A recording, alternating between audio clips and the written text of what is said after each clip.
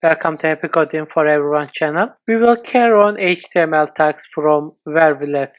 Let's start coding. I want to show another tag, but I am going to use three different tags. First one is P, paragraph tag, as you know, and the other one DFN, and then the other one is ABBR.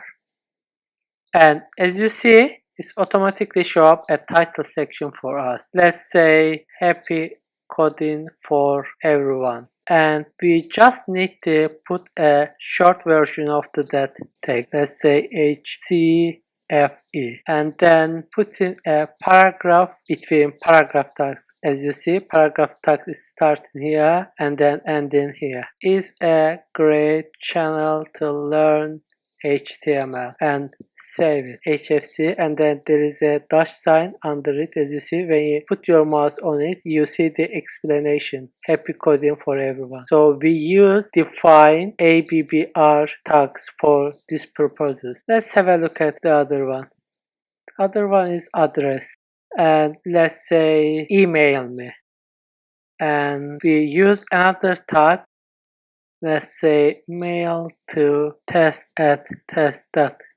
Then put a name, let's say John Doe, then save. When you click the John Doe, it opens your mail application to send a mail to John Doe. Let's talk about a little bit more about href tags. I want to give another example about it. We use that tag for give a link to another page or another website. Let's say https www.google.com, and then let's say just Google, and save it. When you click on it, it's going to forward to us to the Google web page. As you see, that is the aim of the tag. Let's start another one. Block code tags. Let's say lorem 10. I just type lorem and then put a number, then press tab key. Then automatically created that one for me, as you know. Saving it, you see it is a little bit different because it's cutting the text. So that's why it's looking a little bit different than other one. You see the difference. Let's have a look at another one.